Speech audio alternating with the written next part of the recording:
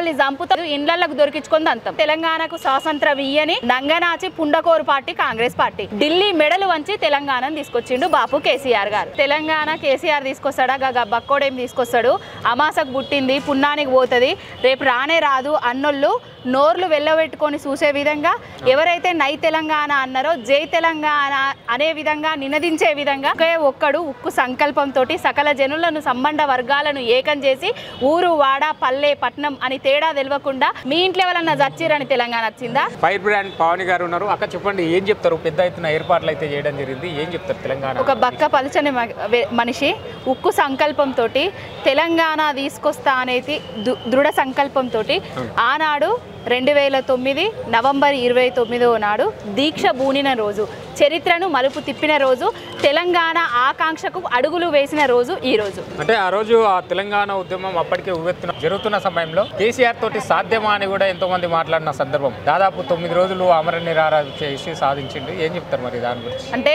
తెలంగాణ కేసీఆర్ తీసుకొస్తాడా, బక్కోడేం తీసుకొస్తాడు, అమాసకు పుట్టింది పున్నానికి పోతుంది, రేపు రానే రాదు అన్నోళ్ళు నోర్లు వెళ్ళబెట్టుకొని చూసే విధంగా, ఎవరైతే నై తెలంగాణ అన్నారో జై తెలంగాణ అనే విధంగా నినదించే విధంగా చేసిన బాపు కేసీఆర్ గారు.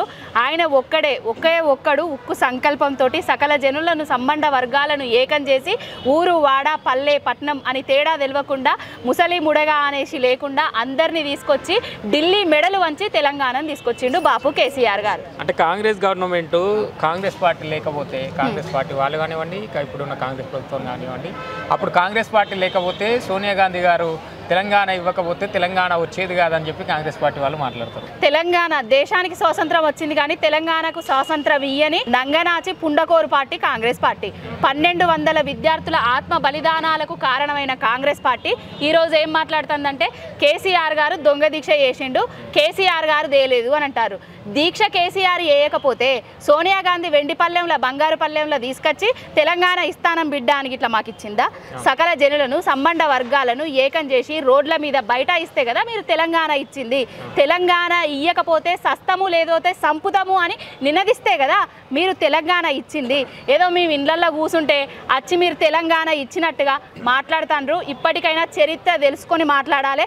ఉద్యమ నాయకుడిని తెలంగాణ తీసుకొచ్చిన బాపు కేసీఆర్ గారిని ఏ విధంగా మాట్లాడితే ఊరుకునే ప్రసక్తి లేదు, ఇండ్లకు దొరికించుకొని అంతం. అంటే దాదాపు 1200 మంది విద్యార్థుల బలిదానాలు జరుగుతుంటే, ఆత్మహత్యలు చేసుకుంటుంటే, బలిదానాలు జరుగుతుంటే చూడలేపక ఒక తల్లిలాగా తెలంగాణ ఆ రోజు ఇచ్చి ఇవ్వడానికి ముందుకొచ్చింది కాంగ్రెస్ పార్టీ, సోనియా గాంధీ అని చెప్తారు వాళ్ళు. చూడలేక కాదు ఆ విద్యార్థుల ఆత్మ బలిదానాలకు కారణమే కాంగ్రెస్ పార్టీ. చరిత్రలో ఆనాడు ఇందిరాగాంధీ తెలంగాణ ఇయ్యకుండా జాప్యం చేసింది, ఈనాడు సోనియా గాంధీ కూడా జాప్యం చేస్తుంటే బాపు కేసీఆర్ గారు అందరినీ ముందడికి తెచ్చిండు కాబట్టి, ఇయ్యకపోతే మిమ్మల్ని చంపుతాం లేకపోతే మేము జత్తాం అన్నాడు కాబట్టి తెలంగాణ వచ్చింది. ఏదో వాళ్ళు ఇచ్చింది అయితే కాదు. మహేష్ గౌడ్ అంటాడు మీ ఇంట్లో ఎవరన్నా చచ్చిరని తెలంగాణ వచ్చిందా? రేవంత్ రెడ్డి ఏమన్నా రైఫిల్ పట్టుకొని ఆడ ఢిల్లీకి పోయేమన్నా కాల్తే తెలంగాణ వచ్చిందా? బాపు కేసీఆర్ కదా తెలంగాణ తెచ్చింది. నోటికి ఎంత వస్తే అంత మాట్లాడు, ఇక్కడ నుంచి వెళ్ళైనా బంద్ చేయాలి. తెలంగాణ ఇచ్చింది సోనియా గాంధీ, తెలంగాణ తల్లి అని కాంగ్రెస్ పార్టీ వాళ్ళు మాట్లాడతారు. కేసీఆరే లేకపోతే తెలంగాణ వచ్చేది కాదు, కేసీఆర్ వల్లనే తెలంగాణ వచ్చిందని బీఆర్ఎస్ పార్టీ మాట్లాడుతుంది. తెలంగాణ జాతిపిత కేసీఆర్ అని అంటారు. మరి తెలంగాణ తల్లి ఎవరు, తెలంగాణ బాపు ఎవరు? 1200 మంది విద్యార్థుల ఆత్మ బలిదానాలు ఏమైనట్టు? మరి తెలంగాణ తల్లి అక్కడున్న చూడండి, మా తెలంగాణ తల్లి ఆమె. తెలంగాణ బాపు కేసీఆర్ గారు తెలంగాణ తీసుకొచ్చిండు. ఎంతో మంది విద్యార్థుల ఆత్మ బలిదానాలకు కారణమైన కాంగ్రెస్ పార్టీ మేము తల్లులము తండ్రులము అని చెప్పుకుంటుంది. ఆత్మ బలిదానాలు ఎవరి జాప్యం వల్ల జరిగింది? కమిటీలేసి కాలయాపన చేయడం వల్ల కాదా? ఇగిస్తానం అగిస్తానం అనేసి నోరు ఊరించినట్టుగా మాటలు చెప్పడం వల్ల కదా వాళ్ళందరూ చనిపోయింది. వాళ్ళందరి చావులకు కాంగ్రెస్ పార్టీ కారణము. ఇప్పటికైనా రేవంత్ రెడ్డి అనేటైనే ఉద్యమకారులను గుర్తించి వాళ్ళందరికీ కంపల్సరీగా 1-2 కోట్ల రూపాయలు ఇవ్వాలి కాంగ్రెస్ పార్టీ తరఫున. కొట్లాడి తెచ్చుకున్న తెలంగాణ దాదాపు బీఆర్ఎస్ 10 ఏళ్ళ అధికారంలో ఉంది, ఇప్పుడు కాంగ్రెస్ పార్టీ 2 సంవత్సరాల అధికారంలో ఉంది.